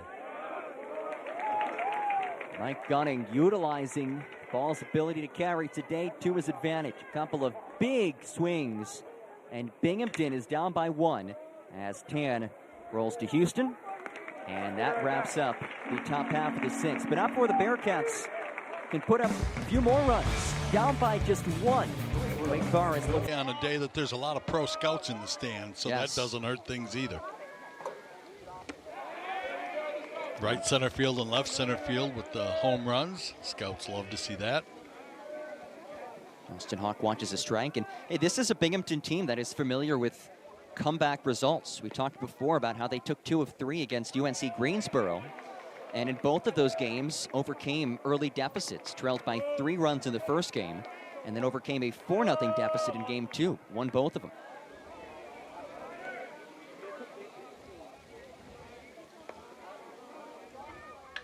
Hawk gets under it. Hawk launches. That one is wake up.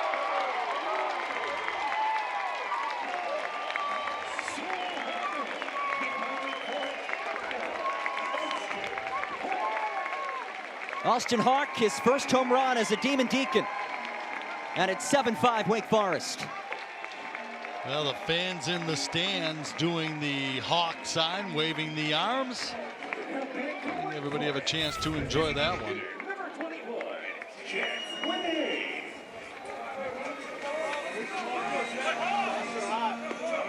Not much doubt about that one either. And now Sinicki's going to come out of the dugout. He's got action going down in the right field bullpen, but the suspense was gone before that ball ever got past the infield. So the solo home run, and McElhinney, who had been dealing entering this inning, surrenders the long ball to Austin Hawk, the UNC transfer. So he's got a grand slam and a solo shot. Kind of balances things out. Second homer of the season went long against Illinois. One straightaway left field for the solo shot, one straightaway right field. Here's another guy who has shown a lot of power early on this season. Jack Winnie, 0 for 2 today, but has 4 homers over his last 4 games. Yeah. Bounces to Stelrecht, and he's retired in the first pitch.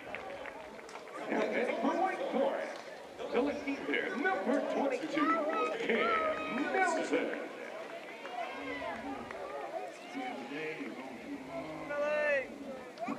So we move on to the 9-hitter Cam Nelson, also 0 for 2. His second start of the season.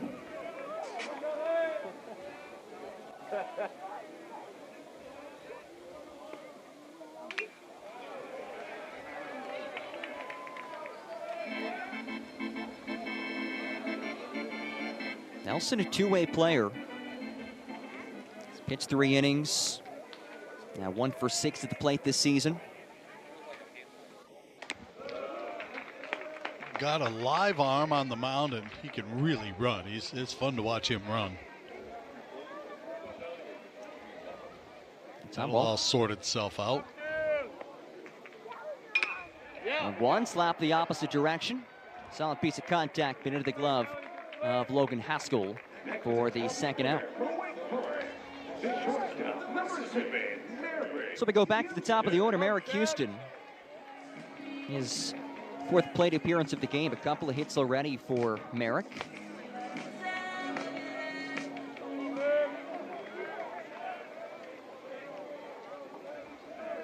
Now riding a 7-game hitting streak.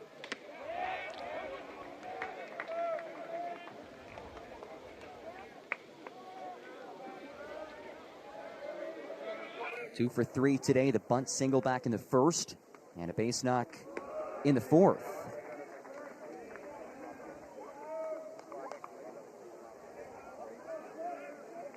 Turned a really nice double play too. We didn't come back and talk about it, but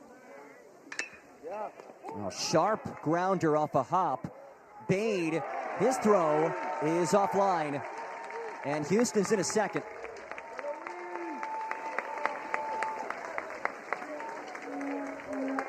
another play where maybe you've got a little bit more time because that ball is hit so sharply off the bat of Houston. You got plenty of time, just that comes up a little bit short with the throw.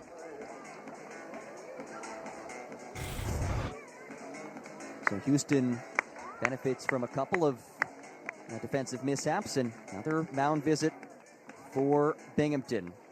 There is that action to the bullpen as Sinicki makes his way out onto the mound, and that will be it for Dan McElhinney. Pitching change for the Bearcats. Midway through this, Adam Tellier settles in. 1 for 3. And that bunt single back in the first. And he wasn't too happy about his last at-bat. That is for sure. He struck out swinging on kind of an awkward swing as he chops this to short. Stelrecht, strong throw, in time. And we move on to the 7th. Wake Forest gets one back, leads it by 2. Binghamton back to the plate after this. Will face the bottom third of this Binghamton lineup to start. Sam Haney leads off for the Bearcats. You mentioned a guy who has seen playing time both as a position player and as a pitcher. He actually had hardly pitched in high school, only through his sophomore year. Comes into Wake Forest, got an opportunity, and then has ran with it as a pitcher. And you get the feeling that his hitting days might be done. Haney at the plate 0 for 2, a couple of ground outs.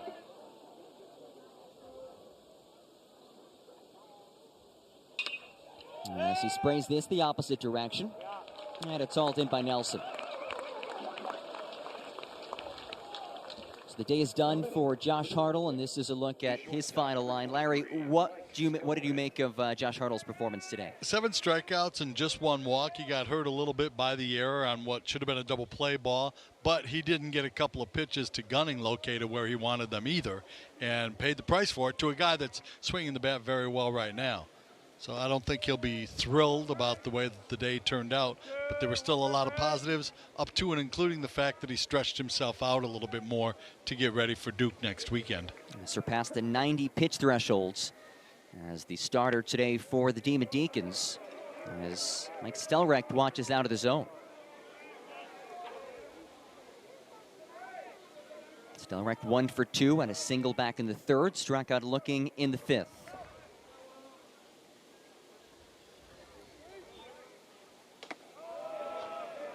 Bottom line is it qualifies as a quality plus start, right? Yes. Quality start plus. Tom Walter was trying to toy with this name for this stat that he's running with. When Wake Forest starting pitcher throws more innings than the opposing starting pitcher, and he leaves with the lead or tied. So That's applicable today. So it qualifies. Yes. And the Demon Deacons are now 9 for 9 in that category this season. Stelrecht pokes it into shallow right, and Hawk brings it into the move. Yeah, the wind held that one up.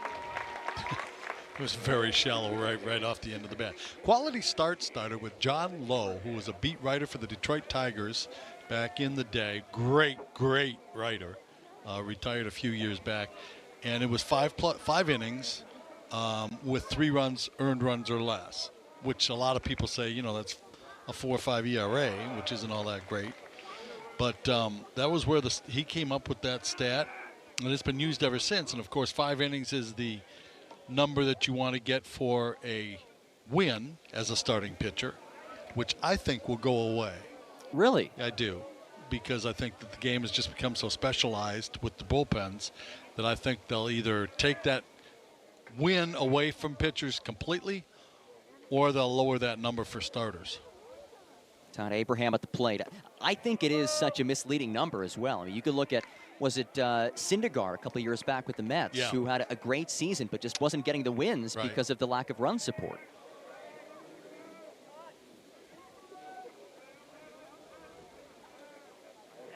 Two-one here on Abraham, who was struck out twice. It's a little bit of a lengthier story, but we'll get back to that. I've got a good story about wins and players. Looking forward to it. It's not that great. I'm sure it is. Don't sell yourself short here. And ball forward drawn by Abraham. Okay, we got time. Let's do it. Was at a golf tournament a few years back in Detroit, and the speaker was Chuck, and now I'm gapping out on his last name, the former Pistons coach. Daly. Chuck Daly, yeah. And Sparky Anderson was there, and Frank Tanana was there, and I was there. And there were a player played with each group. And Chuck Daly said, well, you know, Sparky, you and I are the only ones that get a win or a loss put after their name when the game's over. And Tanana and I both raised our hands at the same time and said, not so fast, Chuck. Yes. Oh, that is a good one. Tanana had over 200 of them. He knew how to win. Yeah, that is an interesting thought, though, that wins may go away as Reifler watches inside. So what would your proposal be to fix that? Well, I don't think you go to 4. I don't think that's appropriate. I think you just take it away completely. I don't know how you make up for it or how you signify it, but it's the only sport that does it. Baseball is the only sport where one guy gets that. And the catch is made by a leaping Nelson in left to wrap up the top of the 7th. 7th inning stretch here in Winston-Salem. The Deeks in this bottom of the 7th. Okay, it has been mentioned accurately to me that in hockey and in soccer, the goalies do get wins and losses after their name. And that's appropriate. I'll grant you hockey. I'll grant you hockey. Soccer, I've got a problem with when a guy there's 4 saves in a game. That's true. I have a little more trouble with that. I have trouble with 17 shots, but only 4 of them are on goal. You know, I mean, Ball crosses the line 15 yards away, and that's a shot. And they are also... And I will also be the first to admit I don't know a lot about soccer. Oh, Kurtz having to move out of the way of that pitch. And out of those 3, the only sport where that player who receives the win or loss is involved in literally every single play is baseball. The pitcher is touching the ball every single play.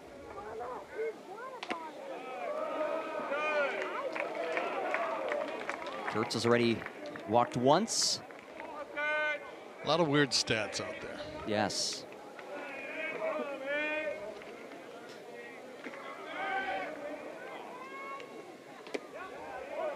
And the count runs full. Up to and including a starting pitch, you can give up 1 run and go 5 innings, and your team never catches up. If you lose by a huge score,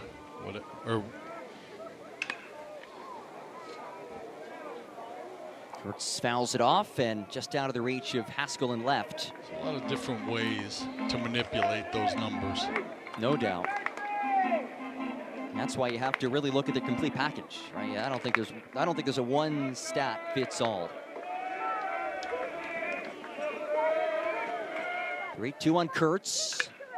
As he skies it into center, Reifler battling the sun, able to haul it in. It's about textbook battling the sun right there. As soon as that ball went up, he got the glove up and then started looking for it and tracked it the entire way. Very nicely done in center. So your receiver King, I think these guys in the outfield need some like extra strength sunglasses today because we've seen a couple of times, as we've showed you all, this has been an outfield that has been marred by some of those defensive miscues because of the sun.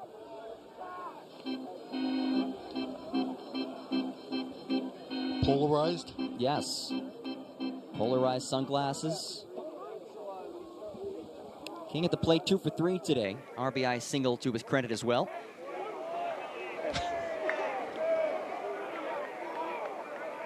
Go, Steve.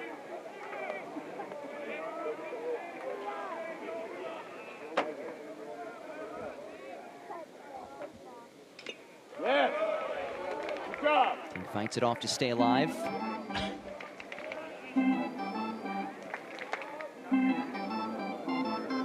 Came back in the hit column after an 0 for 5 game against North Carolina A&T. Guy who starred at Division II Wingate down at Wingate, North Carolina. What's interesting to hear Tom Walter talk about he will hit. He just says he will hit. We know he will hit. There is zero doubt in anybody's mind. Well, he has his third hit of today. 3 singles.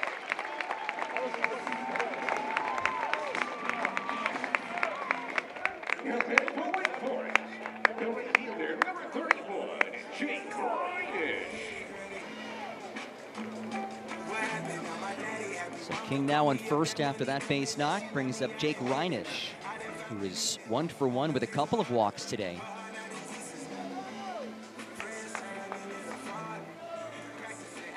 And King with 3 hits, that matches his season high performance against Dayton.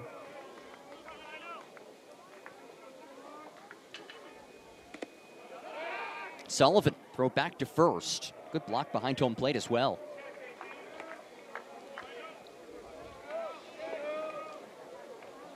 I think King saw that the ball was going to be short of home plate, so he started stretching it out a little bit to see if that ball was going to bounce away. And when Sullivan knocked it down nicely, he was forced to dive back. But he was ready to go to second. You love to see that in an aggressive runner.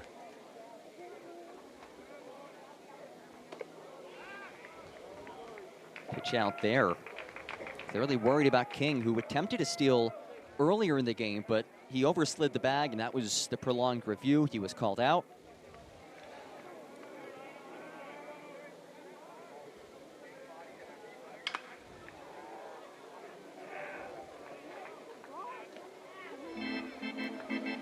Sullivan behind home plate. Solid game for him defensively. Guy who was the backup catcher entering this season, but due to an injury has been thrusted into the starting spot.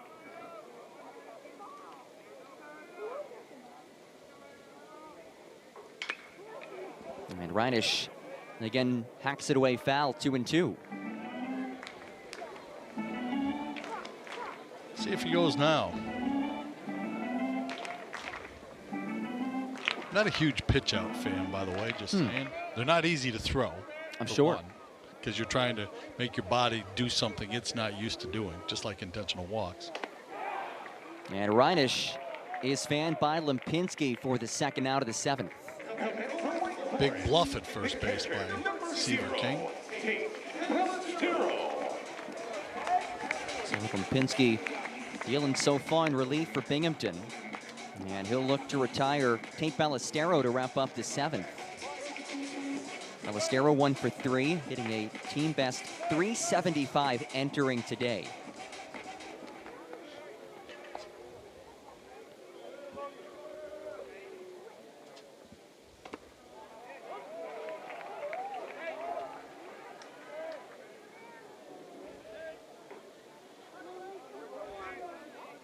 Montero at his third college. He started his career in the ACC at Virginia. As the throw gets away, and King will make his way over to third. That's over the bullpen mound. King's coming home. Throw to the plate. In time.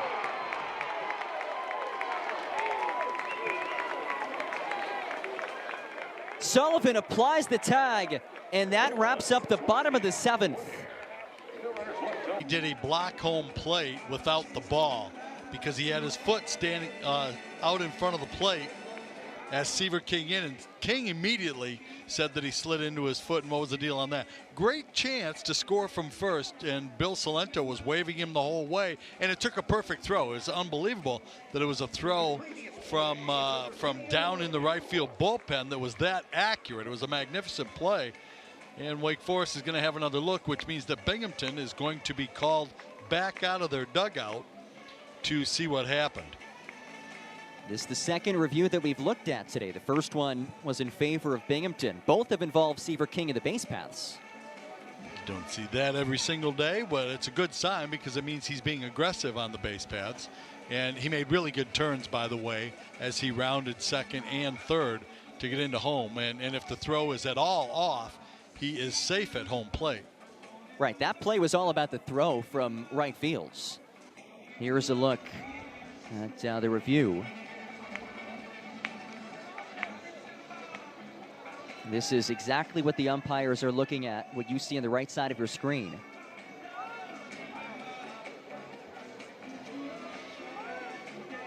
And so he's stepping right on home plate, waiting for that ball to come in. Now he's got the ball. And the foot goes in. The question is, where was the tag applied? And it could be that he was saying that the tag was applied at the knee and the foot was already in as well, because Sullivan's foot's planted square in the middle of home plate when he starts into that play.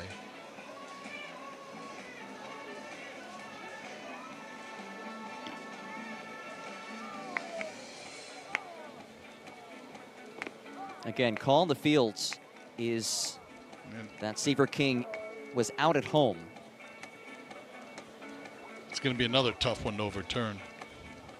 And here is the call.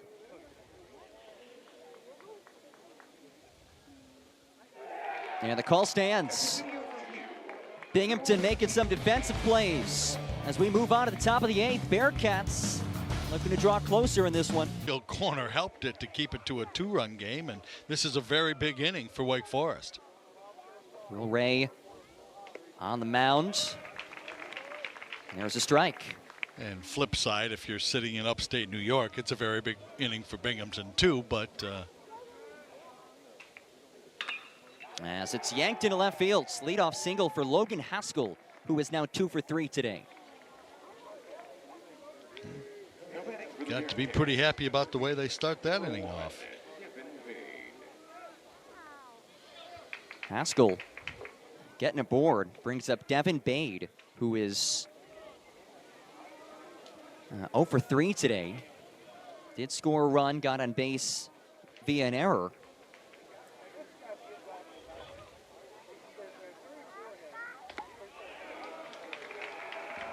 Bade enters today riding a 5-game hitting streak, looking to keep that going.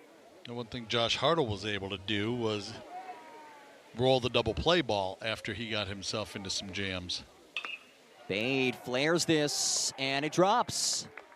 Back-to-back singles to start off the 8th inning for the Bearcats.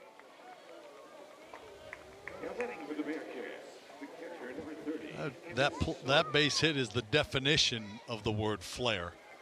Off the end of the bat, all kinds of spin. As Reinisch came in, he had to take a step to his right quickly because that ball had so much spin on it.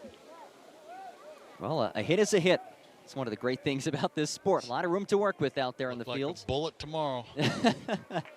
As Evan Sullivan settles in, he has an RBI his last time up as he fouls away the bunch. Tried to elevate the bat to go up to the fastball, and you very, very rarely get it down when you're moving the bat up.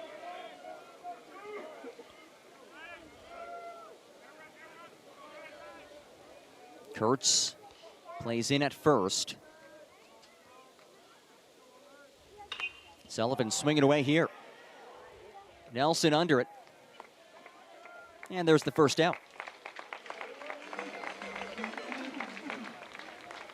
Well, you commit to the bunt early, and if you don't get it down and then you hit an easy fly ball to left, that's not great for the resume. Well, here is the guy stepping into the batter's box who has made all the difference today for Binghamton. Mike Gunning has two-run home runs today. The reigning America East Conference Player of the Week back at bat.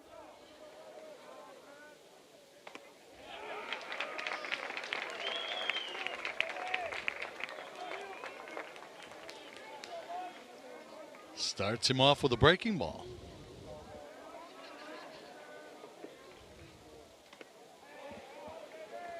Watches out of the zone there, 1-1 on Gunning, the New York native.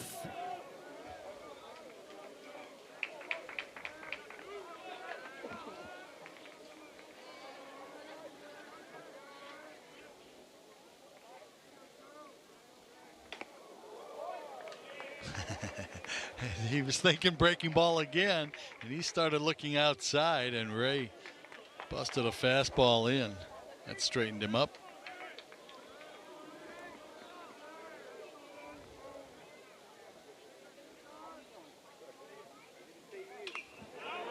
And that levels things, 2-2 from Ray. And truthfully, I was thinking along with Gunning, I'd have been looking away too for some kind of a breaking ball. And that time he got it and it hung a little bit, but he wasn't able to catch up to it.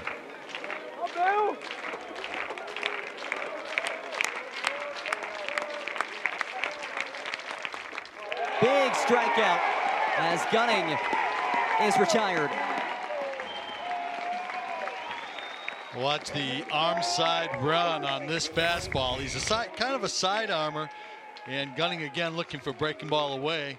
Look at how much that ball runs in. Actually behind him by the time it's caught. Really good pitch by Ray. A whole lot of life from Will Ray. Again, a guy who entering college hadn't pitched since his sophomore year.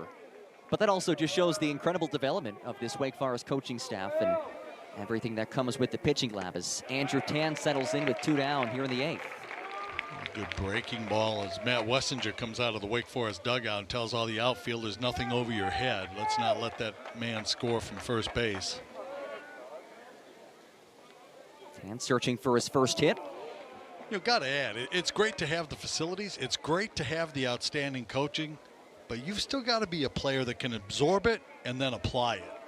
Because you can talk about it all you want. If you can't translate it to performance, it doesn't matter.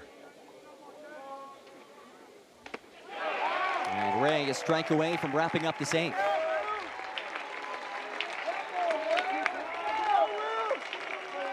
Gave up a couple of singles to start the frame. Had the go-ahead run at the plate. 2 strikes and 2 down. Tan, just beyond the infields, is caught by Houston. Bottom of the 8th, Binghamton strands 2 on the base. Credit for the way that they've continued to fight and battle and claw, and last inning had the right man at the plate, but a good job by Will Ray to get out of it. Here's Tate Ballestero, who ended last inning at the plate. Remember, last inning ended with that tag at home plate as Seaver King was tagged out with 2 gone. 6, 7, 8 due up. Still marveling at the throw from the bullpen area because it's always confusion when you get down around there with the benches and the turf mounds and everything else. And it was a perfect throw to home plate. As Ballestero is fanned by Lempinski. Back-to-back Ks for the right-hander. The second baseman, number 9, Austin Hawk. Looked good doing it too right there. So here is Austin Hawk's last at-bat. He's had a big day so far at the plate with 4 RBI.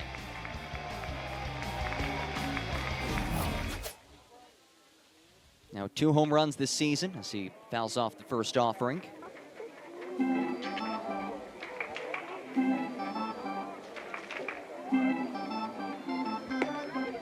Two for 2 day for Austin Hawk.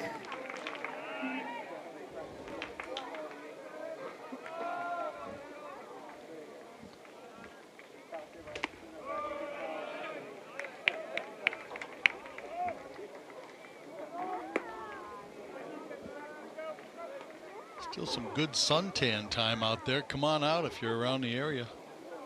Second game expected to start about 35 minutes after the conclusion of this first game.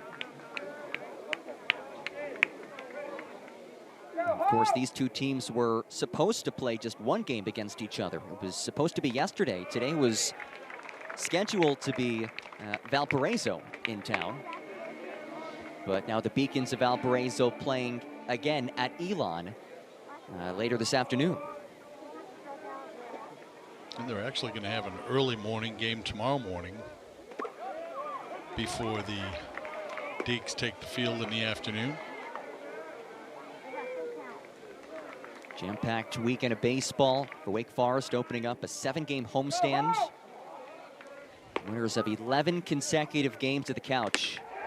And another strikeout for Lempinski. He has K'd up 3 consecutive batters. The designated hitter, number 21, Jack Winnick. Hey, it looked pretty easy, too. Georgetown will be coming in here on Tuesday night.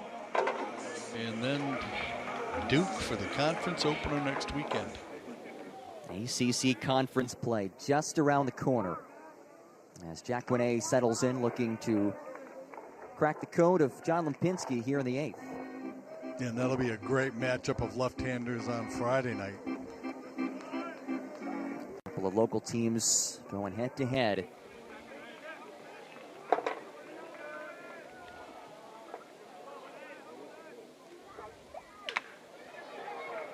Winnick, oh, diving catch made by Abraham at second. They're still looking for someone to fill the void with Roselli out. Abraham laying his stake to that claim as we move on to against Illinois. And he faces the bottom third of this lineup. Sam Haney, the 7-hitter, leads off. You know, you almost become to the point where you'd say throw out the first appearance for anybody of the year or as a transfer or whatever when they're just starting to get comfortable and figure it out. There's a lot of things going through young athletes' minds. Absolutely. When they go out for the first time in any sport. And he's ahead 0-2 here on Haney. And he has his first strikeout.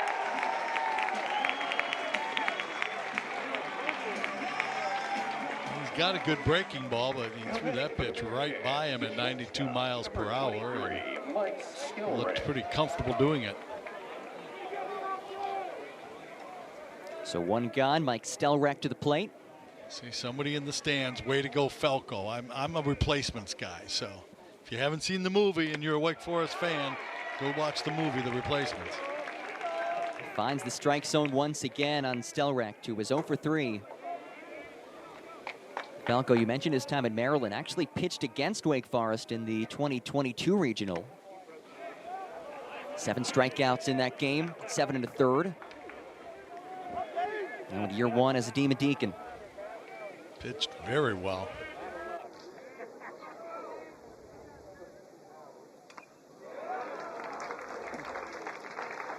There's a strike away here from back-to-back Hayes.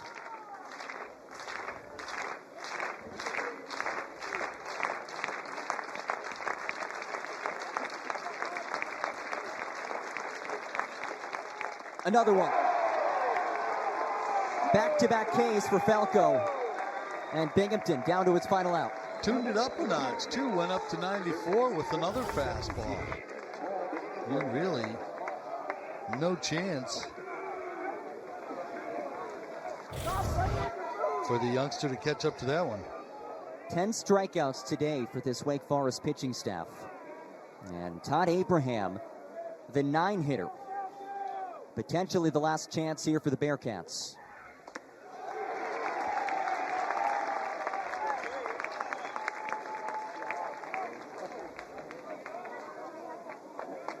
Abraham, the freshman, he is 0 for 2. This is just his second start of his college career.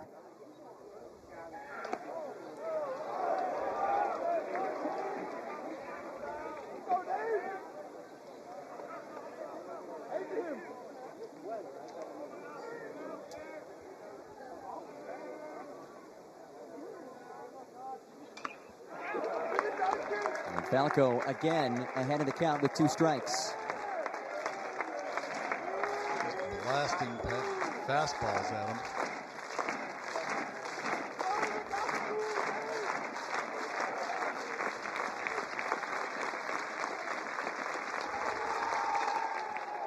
It's line foul. Best contact we've seen so far for Binghamton against Falco.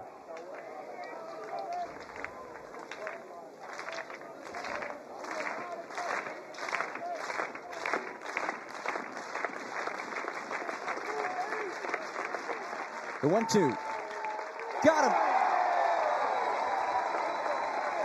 3 straight strikeouts.